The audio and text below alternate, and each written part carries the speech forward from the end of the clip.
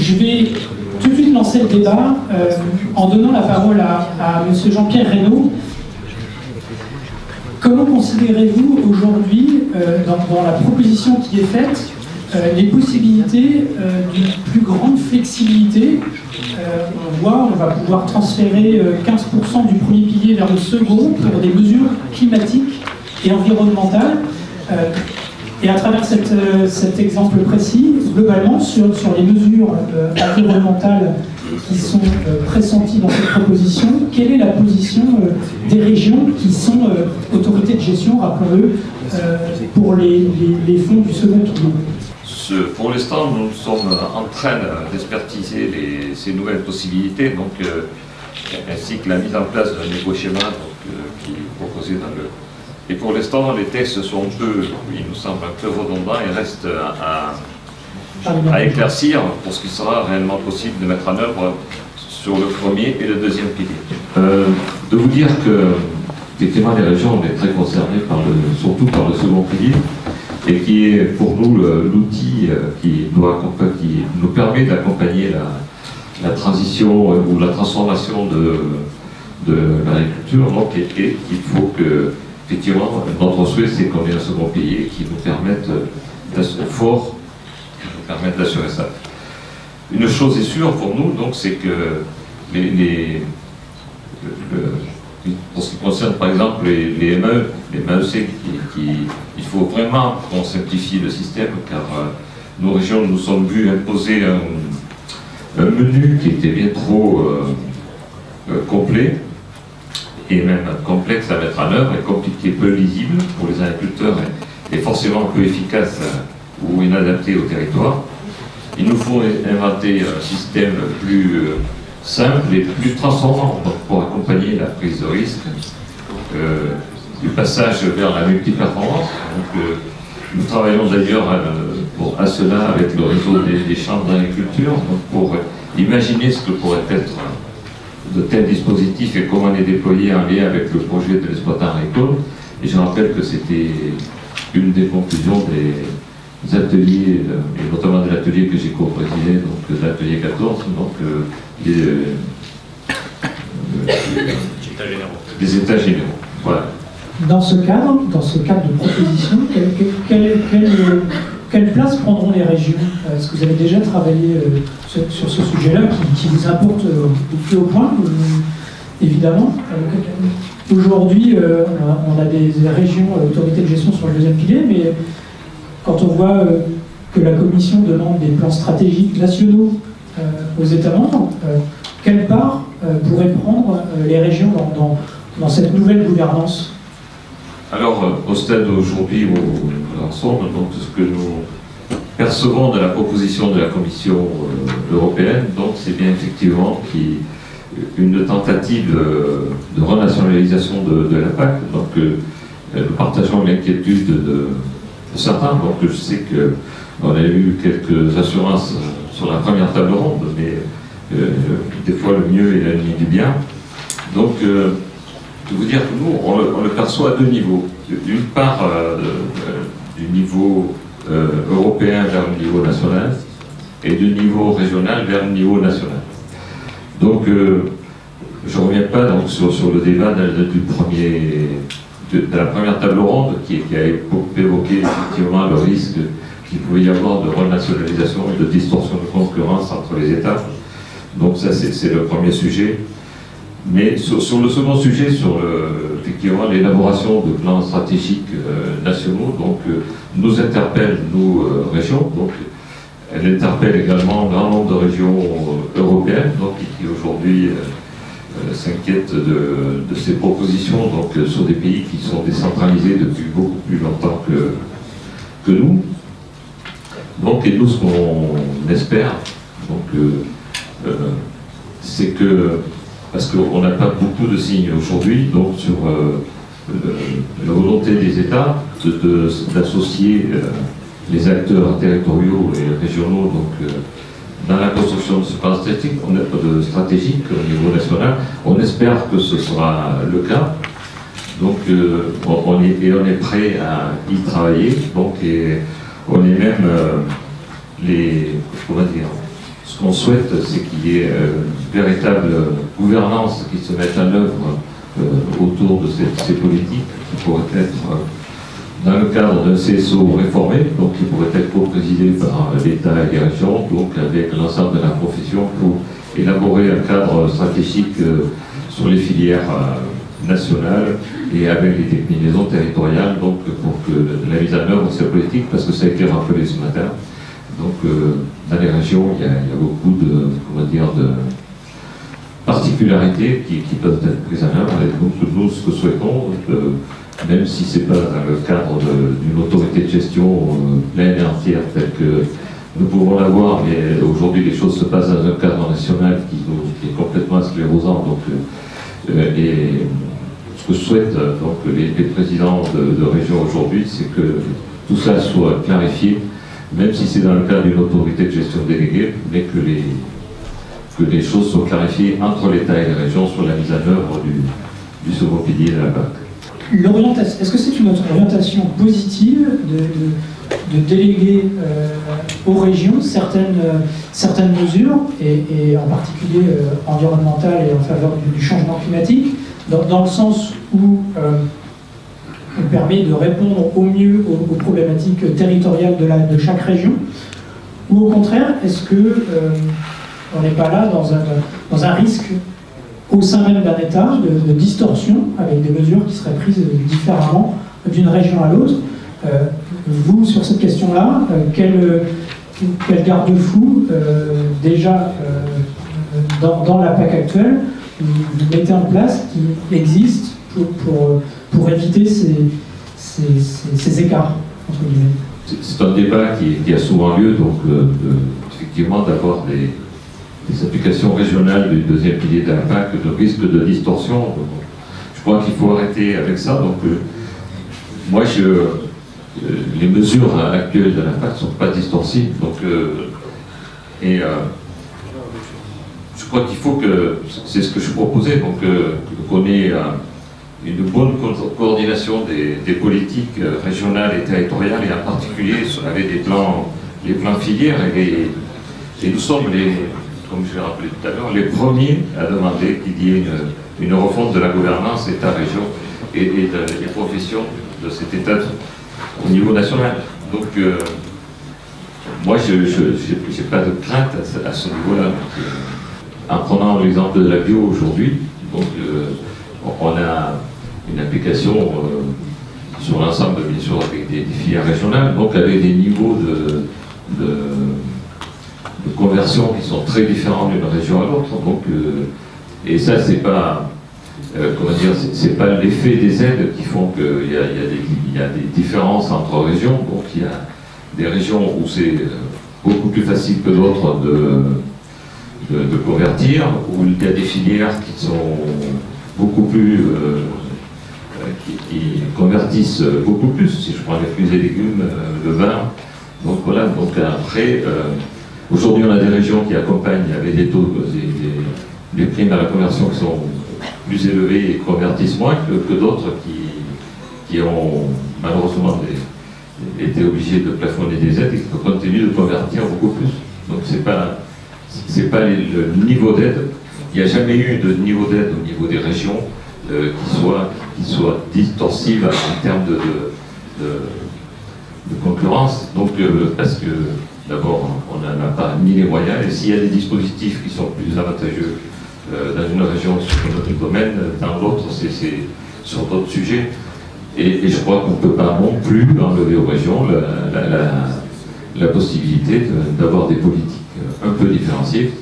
Donc, nous, ce que nous souhaitons, c'est que ces différences puissent se faire dans un cadre stratégique qui aurait été élaboré avec l'État et les professions et la profession, donc au niveau national. La France semble se mobiliser sur la question budgétaire. Ceci dit, le calendrier va aller très vite. Pierre Bascou l'a rappelé dans la première table ronde. Peut-être pas aussi vite que certains le voudraient. Qu'on ait un cadre pluriannuel, c'est sans doute nécessaire, et ça, là-dessus, il faut y aller. Sur les négociations de la PAC, je presse le gouvernement de ne pas se presser. Et alors, justement, Quelle est, vous, votre analyse de la structuration de la prochaine PAC qui est proposée par la Commission européenne, en quelques mots? En quelques mots, elle ne convient pas du tout. Voilà, je vais être très, très clair, parce qu'on nous dit qu'on ne renationalise pas la PAC, mais en fait on la renationalise, parce que sous des prétextes de simplification, et tout ne doit pas se décider de Bruxelles, effectivement, et la complexité administrative, Jean-Pierre Raymond en a parlé tout à l'heure, les États membres en ont leur part, parce qu'elle n'est pas créée qu'à Bruxelles, hein. Les États membres en ont leur part, la profession en sa part, hein, parce que quand on parle des MAE, elles ont été en partie rédigées par la profession, et c'est effectivement des gigantesques usines à gaz, ça on est complètement d'accord, et c'est pas de la faute de Bruxelles pour le coup.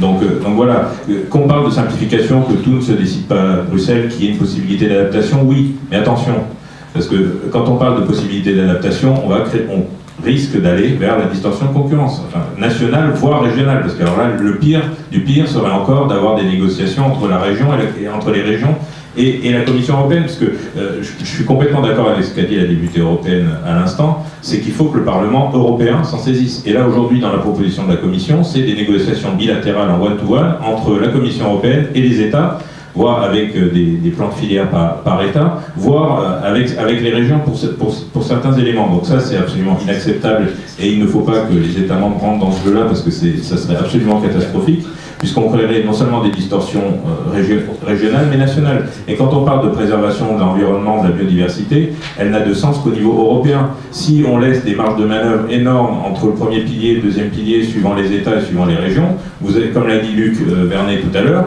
vous allez avoir des régions qui vont choisir et des États qui vont choisir d'aller à fond sur l'économique et sur le soutien économique aux exploitations, et d'autres à fond sur l'écologie, la protection de l'environnement. On voit bien comment ça va faire. Les anciens pays de l'Est vont aller plutôt vers les notions d'économie, et l'Europe de l'Ouest, chez qui il y a une attente sociétale et du consommateur vers une meilleure prise en compte de l'environnement, va aller sur davantage de prise en compte de l'environnement, ce qu'il faut. Mais il faut que ce soit vraiment un cadre européen, et il faut donner aux agriculteurs les moyens d'investir dans cette transition écologique, parce que de toute façon, c'est illusoire, avec 350 € de revenus pour un tiers des agriculteurs, de dire qu'on va emmener tout le monde vers la transition écologique. Que le revenu des agriculteurs ne dépende plus aussi fortement des aides, c'est ce qu'on a essayé de faire à travers ces états généraux, de redonner de la valeur au niveau des exploitations agricoles pour augmenter le revenu dans les exploitations, et on espère qu'on va, et on fait tout pour que ça fonctionne, mais que les choses soient claires. Si on n'a pas un cadre européen, une vraie politique agricole européenne, avec emmener tout le monde, alors à des vitesses différentes certes, mais vers une meilleure prise en compte de l'environnement, on va dans le mur et on n'y arrivera pas, et on va se créer des distorsions sur les marchés entre nous. Luc Servan, est-ce que vous êtes en phase avec avec l'avis de M. Moreau? Alors, qu'il soit nécessaire de garder une PAC forte avec un rôle économique, ça oui, on est absolument en phase. Et aujourd'hui, c'est quand même un gros manque quand on lit les propositions de la PAC. On s'aperçoit quand même que le volet économique et soutien du revenu, accompagnement, soutien des marchés, soutien des prix, il est aujourd'hui complètement absent de la future PAC. Il n'y a absolument plus rien à ce niveau-là. Et on sait bien que c'est quand même l'essence même, et ça a été dit, la nécessité d'avoir des exploitations agricoles en bonne santé économique, si on veut pouvoir ensuite les emmener vers un changement de pratique, ou les emmener sur d'autres missions par rapport au changement climatique et à l'environnement. Donc ça, sur la PAC actuelle comme elle est présentée, on se dit qu'il n'y a plus du tout ce volet économique, alors qu'il est absolument indispensable à un gros moment. Et on voit bien que sur l'ensemble des mesures qui sont proposées, avec un budget de plus qui est en baisse, et en forte baisse, hein, puisqu'on parlait tout à l'heure de moins 15% si on va de 2000 à 2027, quand on regarde même plus précisément la situation aujourd'hui 2018, est-ce que ce serait en 2027 en euros constants, on est pratiquement à moins 30%. Donc là, il y a une forte baisse sur le budget, et que pratiquement l'ensemble des mesures, on va dire, qui sont proposées, c'est de l'accompagnement par rapport à des enjeux environnementaux et climatiques. Et donc, on a l'impression que la PAC se limite à ça, mais n'est plus du tout sur le volet économique. Alors, c'est nécessaire, ça a été conduit jusqu'à là, de s'intéresser à ces volets.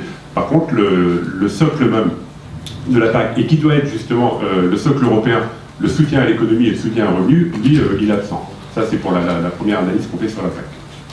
Et sur l'environnement, quand je lis que 40% des fonds européens devront être consacrés à des objectifs liés au changement climatique, quel regard vous avez, vous, en tant qu'agriculteur aussi? Est-ce que vous avez l'impression que c'est un trop grand pas qui va se finir par des mesures contraignantes, ou au contraire, c'est plutôt positif pour accompagner les agriculteurs vers cette transition écologique indispensable?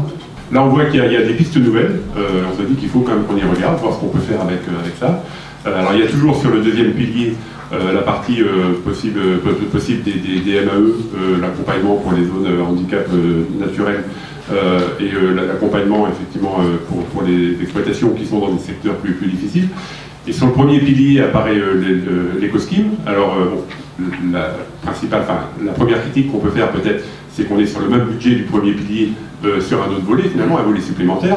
Par contre, on peut y regarder quand même de près cette mesure, parce que pour une des premières fois peut-être, on a une mesure qui serait mise en place, qui pourrait encourager, accompagner les agriculteurs vers le changement, vers une vision un peu plus dynamique, sans que ce soit une mesure qui ne fasse que compenser les coûts supplémentaires ou les pertes de chiffre d'affaires. Ce qui allait jusque-là, c'est que toute mesure qui était mise en place, qui était proposée pour le monde agricole, c'est-à-dire vous allez avoir une baisse de chiffre d'affaires, une baisse de revenus, donc on le compense. Mais finalement, pour l'agriculteur, quel était pour lui l'intérêt, ou pour nous, quel était notre intérêt d'y aller, puisqu'on ne faisait que compenser une baisse de chiffre d'affaires avec un risque finalement qui était pris. Dans la proposition, comme elle est faite de l'éco-scheme, c'est de dire on va pouvoir accompagner les agriculteurs vers un changement de pratique. Et nous, on veut regarder de près parce que ce qu'on a promu jusque-là au travers des EGA ou dans la nouvelle politique agricole commune, c'est de dire qu'il faut accompagner la multiperformance des exploitations agricoles, mais beaucoup plus sur une vision positive et dynamique, de dire on accompagne l'agriculteur dans la prise de risque, mais l'objectif est de ne pas lui faire perdre de chiffre d'affaires, de pouvoir, sur notre exploitation, avoir le même chiffre d'affaires, le revenu si possible, peut-être pourquoi pas améliorer, mais en ayant des changements pratiques qui vont dans le sens du changement climatique et puis de la protection des ressources. Mais avec une vision plus positive, et donc on passerait plutôt, enfin nous ce qu'on va défendre là-dessus, hein, c'est de passer à une aide plutôt forfaitaire, et on le voit sur l'agriculture biologique, c'est quand même le principe, qui accompagne l'agriculteur, on doit l'accompagner derrière aussi pour qu'il aille dans ce sens, parce qu'on sait que sur notre exploitation, il y a quand même une prise de risque, on ne change pas de système de pratique sans prendre de risque, mais si ce risque est couvert, on est prêt à le prendre pour avoir quelque chose de plus au bout du compte. Mais ça nous semble une vision un peu différente que ce qu'on avait jusque-là par rapport au MAE, où on n'avait que de la compensation. Donc on y regarde quand même de près. Alors après avoir les aspects budgétaires, je le disais, il ne faut pas que ça aille prendre complètement sur le premier budget et sur les aides directes, parce que là on n'aura peut-être pas réussi. Mais en tout cas, il y a un aspect nouveau là qui est nécessaire peut-être de regarder de manière plus précise. Michel Libroumel, sur les questions environnementales que vous connaissez bien, France Nature Environnement, vous avez aussi analysé cette proposition de la Commission. Quel est votre regard, vous ? Donc, avant de rentrer dans des mesures techniques, comme vous avez parlé, entre objectifs européens, objectifs régionaux et autres, il nous semble qu'il y a quand même un point important actuellement dans le débat de société que nous avons, qui est à nouveau de relégitimer la PAC, qui semble être quelque chose, un monstre de Bruxelles ou un monstre européen, alors qu'elle concerne tous les citoyens. On parlait de changement climatique, on parlait de revenus des agriculteurs, donc des choses qui sont importantes, mais pour l'instant, il nous semble que cette politique agricole commune, et étant européen, moi aussi, je pense que c'est un point important qu'elle soit commune, par contre, elle manque de légitimation, et je peux citer quand même que, pour vous montrer l'ampleur du débat au niveau de la société civile, nous sommes regroupés au niveau d'une plateforme de la société civile qui regroupe des associations environnementales, des associations de consommateurs, des agriculteurs. Donc il y a vraiment une mobilisation de la société civile pour aller vers une autre PAC, parce que pour nous, pour l'instant, et d'ailleurs on a entendu les critiques sur la PAC actuelle, il faut aller vers un autre modèle. Ce qui nous inquiète beaucoup, c'est qu'actuellement, le revenu de l'agriculteur dépend de façon, pour nous aussi, trop importante de la PAC. Ça a été notre implication dans l'état généraux de l'alimentation, c'est que la PAC devrait à la fois permettre d'améliorer l'intérêt général, tout en permettant aux agriculteurs d'obtenir un revenu suffisant, et nous avons toujours pris position de cette façon-là. Donc, pour nous, il faudrait passer du principe d'aide au revenu de l'agriculteur, qui est quand même le cas actuel, au principe de rémunération de services d'intérêt général. C'est pas du tout une figure de style, c'est pour nous, c'est pour que l'agriculteur soit moins dépendant des aides communautaires et puisse s'exprimer autrement, et surtout qu'on puisse légitimer ce budget de la politique agricole commune qui puisse rendre un service d'intérêt général. Pour nous, c'est un point important. Alors ensuite, au niveau de la subsidiarité, parce que c'est un point que M. Moreau aussi a abordé, les enjeux environnementaux ne s'arrêtent pas aux frontières. Donc nous pensons que ces enjeux-là, biodiversité, climat que vous avez cité, doivent être gérés à une échelle pertinente. Et pour nous, c'est au minimum l'échelle européenne. Et c'est donc l'Europe qui doit donner des objectifs contraignants et ne pas laisser chaque État trop de marge de manœuvre. On est bien d'accord, pas trop d'Europe, mais quand même, il faut que ces objectifs soient définis au niveau européen.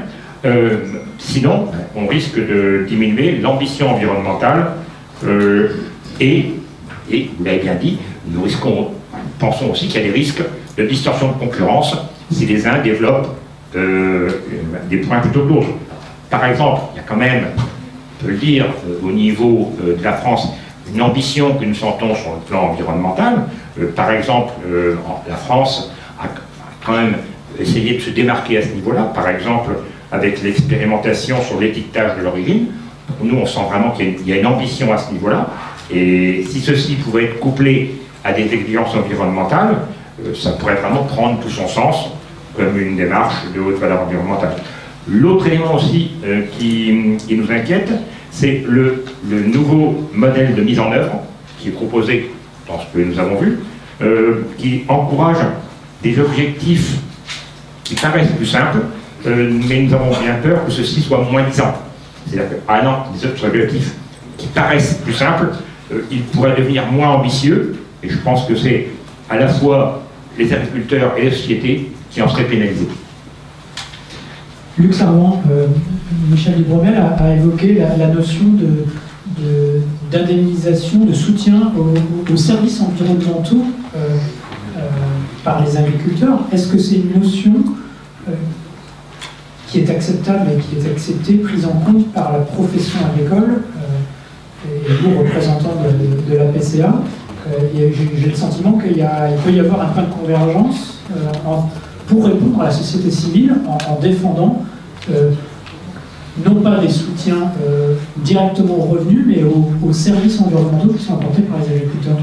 Alors effectivement, c'est sur l'idée de la reconnaissance des services apportés par l'agriculture et sur la rémunération de cette reconnaissance. Là, je crois qu'on partage le principe, alors peut-être avoir derrière ce qu'on dit, mais en tout cas, je pense que là-dessus, sur le principe, on le partage. C'est justement, comme je le disais tout à l'heure, pour donner une vision plus positive du rôle de l'agriculture, plus dynamique, en disant aux agriculteurs, vous avez aussi un rôle dans la production par rapport effectivement à certains modes de production, certaines cultures, la prairie notamment, l'élevage, et ça c'est bénéfique pour l'environnement, pour nous, enfin pour tout ce qu'on veut, pour la société aussi, et donc vous êtes reconnu en tant que tel et on vous rémunère en tant que tel. Et donc là on passe vraiment d'une prestation positive à plutôt la compensation d'un manque à gagner que l'on avait jusque-là, où on disait à l'agriculteur, de toute façon, la pratique que tu as, pour toi, elle a un coût, elle n'est pas positive, donc on te compense, mais voilà, on a l'impression que c'est vraiment une espèce de rôle. Là c'est autre chose. Et par rapport à la société aussi, au rôle de l'agriculture, c'est de dire que l'agriculture, c'est la production de biens alimentaires, mais c'est aussi du paysage, du territoire, la protection des ressources. Et donc ça, c'est rémunéré en tant que tel. Alors qu'aujourd'hui, ça passe au travers des aides PAC, dont on appelle des primes, des aides, enfin, tout ça n'est pas clair, effectivement, c'est mal reconnu. Alors que la prestation pour le service environnemental, je crois, là, serait beaucoup plus légitime, d'une part, et plus facile à expliquer, à faire reconnaître par la société. Jean-Baptiste Moreau, à la lecture de la proposition de la Commission européenne, la demande d'Emmanuel Macron en octobre dernier demandait aux filières d'établir des plans de filière. Ça sonne de manière un peu différente depuis qu'on a la proposition de la Commission européenne qui demande aux États membres des plans stratégiques. Alors j'associe volontairement les deux, et ma question c'est est-ce que les plans de filière, notamment sur les plans environnementaux et de la transition écologique, pourront servir au gouvernement pour établir le plan stratégique demandé par la Commission européenne? Oui, bien sûr que la fusion et les discussions autour de ces plans de filière vont servir à établir un plan stratégique autour de chaque pays. Mais une nouvelle fois, ce que je ne voudrais pas, c'est qu'on ait un plan stratégique par pays qui diffère d'un pays à l'autre et que du coup on ait une mise en application qui soit très différente. Ce que le président de la République a voulu aussi, c'est non content de mettre en place, effectivement je rejoins les de participants à ce débat sur les paiements des services environnementaux, c'est aussi d'avoir une vraie mécanique d'épargne de précaution. Ça, on y travaille déjà au niveau français pour la prochaine loi de finances à l'automne, et d'avoir aussi au niveau européen un vrai mécanisme, et ça a été abordé lors de la table ronde, pour faire face aux aléas climatiques, économiques et aux crises économiques et sanitaires qui peuvent avoir lieu au niveau européen, dans un pays ou dans un autre, ou dans plusieurs pays. Donc il faut bien qu'il y ait toute cette complémentarité-là au niveau de la nouvelle PAC, et après ces plans de filière, effectivement, doivent avoir des ambitions environnementales prises en compte des attentes sociétales, doivent avoir des ambitions de développement économique, et après ces plans de filière, effectivement, peuvent servir, ces plans de filière, ils peuvent servir à présenter un plan stratégique de la France, mais il faut que ce plan stratégique s'intègre dans une politique agricole commune. Je le répète une nouvelle fois, il ne faut pas que chaque pays ait un plan stratégique qui diffère d'un pays à l'autre, puisque comme l'a dit le monsieur de la FNE, ce qui est bien clair, c'est que l'enjeu environnemental et l'enjeu de la transformation écologique, l'enjeu de prise en compte du changement climatique, il ne peut se faire qu'au niveau européen. Il n'est pas pertinent au niveau d'un État, encore moins au niveau d'une région. Il faut que l'ensemble des États européens aillent dans la même direction, peut-être à des vitesses différentes, parce qu'il y a des particularités nationales peut-être à prendre en compte, mais il ne faut pas que ça engendre des distorsions économiques régionales qui sont déjà très importantes au sein de l'Union européenne, en fonction du coût de la main-d'œuvre, en fonction d'un certain nombre de choses où il y a besoin d'une harmonisation, et c'est tout l'enjeu aussi, et l'action du président de la République va aussi dans ce sens-là, d'essayer d'harmoniser les règles sociales, environnementales au niveau européen, parce que sinon on ira dans le mur et on va avoir des agriculteurs à plusieurs vitesses, et des agriculteurs dans certains pays qui risquent d'être très déstabilisés, voire de disparaître. Et vu la complexité de ces sujets-là, l'harmonisation entre États européens et même au sein même de la France, vous l'avez évoqué tout à l'heure, en termes de calendrier, si j'ai bien compris, vous estimez que le calendrier très serré proposé par la Commission ne vous convient pas au gouvernement ? Non, enfin, je ne suis pas porte-parole du gouvernement. Je suis que le pouvoir législatif, je ne suis pas le pouvoir exécutif. J'ai des échanges avec le gouvernement, avec le président de la République aussi sur ces sujets-là, mais clairement, moi, alors mon avis à moi, parce que c'est difficile, je ne peux pas parler au nom des autres, mon avis, c'est que il faut un cadre budgétaire pluriannuel, ça c'est évident. Il faut arriver à le négocier avant l'année prochaine, avant les prochaines élections, ça c'est clair. Par contre, les négociations de la future PAC, si elles doivent se passer sur les mêmes bases, enfin si on doit ne se baser que sur la proposition de la Commission européenne et aller à toute vitesse pour arriver à ça, non, je ne suis pas d'accord. Je préfère attendre, quitte à ce qu'on prolonge l'actuelle PAC qui n'est pas parfaite et qui est très complexe à bien des égards et qui, on le voit bien, n'a pas des résultats suffisants. Mais je préfère qu'on la prolonge d'un an, mais qu'on négocie un vrai accord de la politique agricole commune ambitieux, à la hauteur des ambitions qu'on se donne, parce que tout n'est pas acheté dans la proposition de la Commission européenne. Il y a un certain nombre d'ambitions que je partage, mais il faut se donner les moyens de ces ambitions. Et ça, je préfère qu'on en rediscute, puisqu'on sait qu'il y a un certain nombre d'États qui sont d'accord pour augmenter leur contribution nette. Alors, entre le signer sur un bout de papier qu'on est d'accord et passer à l'acte, il y a parfois des différences. On en est d'accord, mais je préfère qu'on attende et qu'on ne signe pas un mauvais accord de la PAC avant ces élections européennes, parce que non seulement ça ne rendra pas service aux agriculteurs, mais ça ne rendra encore moins service comme l'a dit le président de la Chambre d'agriculture d'Île-de-France, ça rendra encore moins service à l'Europe, puisque un mauvais accord de la PAC qui serait perçu par les agriculteurs de tous les pays comme défavorable et comme quelque chose de néfaste, n'aurait que pour effet d'accélérer la disparition de l'Union européenne. Vous aussi, vous considérez que c'est trop serré comme timing pour réformer convenablement la politique agricole, et notamment sur le volet environnemental ? Important, ce sont les revenus des agriculteurs. Ce que dit M. Moreau à l'instant, c'est trop important pour être bâclé. Comme je le disais, la société civile, je pense que c'était un point important des états généraux de l'alimentation, de mettre l'alimentation en débat et de commencer par le revenu des agriculteurs, parce que c'est quelque chose qu'on avait toujours mis de côté. Donc le débat est trop important sur le plan économique comme sur le plan environnemental pour le bâcler. Et ça fait encore plus grave de dire on bâcle ça et ensuite on consulte les citoyens pour savoir quels gens ils vont élire aux élections européennes. Ça serait vraiment une double catastrophe. On serait perdant-perdant. Les agriculteurs bénéficiaires de la PAC, on leur dit, tiens, vous avez un régime d'exception, on on a traité votre cas discrètement sous le tapis, et puis après on vient faire, soi-disant, un débat européen. Non, ça peut être justement l'occasion des élections européennes de mettre ceci en débat. Il y a un budget contraint, comme vous l'avez expliqué, nous allons vers une nouvelle PAC, justement, ça peut être un enjeu important pour les citoyens européens. On a bien dit, il y a différentes implications au niveau national. C'est bien l'occasion de mettre ce débat sur la PAC parmi les sujets à mettre en débat au moment des élections européennes. Je reviens un petit peu sur le fond quand même de la réforme. On a abordé dans la première table ronde la question de la simplification. Vous voyez de la simplification dans les mesures proposées pour accompagner les agriculteurs sur le plan environnemental? C'est vrai que la façon dont c'est présenté aujourd'hui avec un ensemble de mesures, alors sur le deuxième pilier qui sont toujours là, mais avec ces nouvelles mesures sur le premier pilier, c'est vrai qu'on peut avoir une crainte sur effectivement la simplification qui pourrait arriver. Après, maintenant, c'est à voir ce qu'on fait de ces mesures. Nous, ce sur quoi on va, comme je le disais tout à l'heure, ce sur quoi on veut s'appuyer, c'est par rapport à la mise en œuvre pour l'agriculteur, la perception que l'agriculteur nous a de cette réforme de la PAC, et ce qu'on peut en faire avec par rapport à ce qu'on nous demande de faire, en tant que producteur de biens alimentaires, mais aussi en tant qu'autre mission, autre service que l'on peut apporter, et par rapport au projet d'exploitation.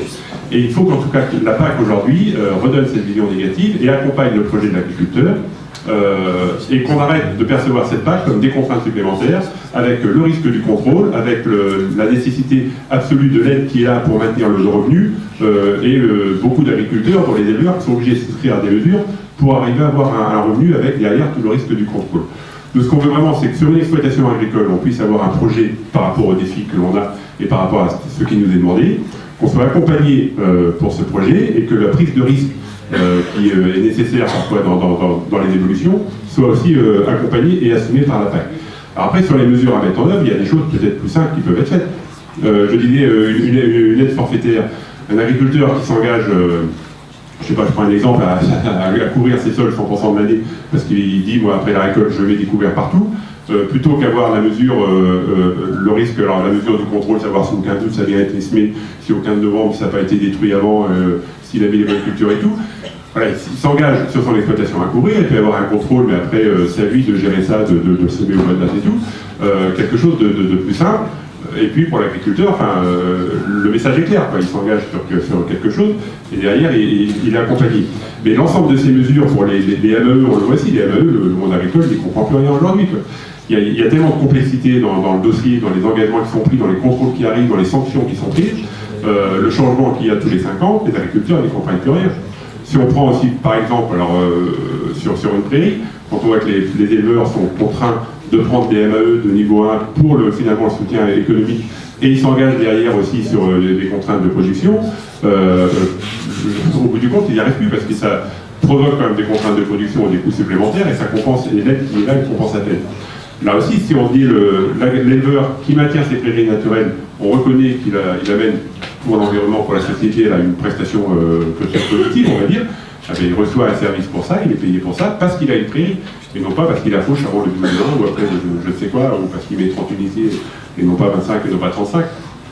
Enfin, quelque chose de beaucoup plus simple, il faut qu'on aille là-dessus, laisser la liberté aux exploitants agricoles, aux agriculteurs d'avoir leur projet et qu'ils soient accompagnés là-dessus. Alors c'est peut-être pas aussi simple que ça de le dire et de le mettre en œuvre par rapport au dispositif actuel, mais je crois qu'il faut aussi qu'il y ait une confiance qui se rétablisse, et puis derrière, voilà, essayer de simplifier autant que possible. Merci messieurs.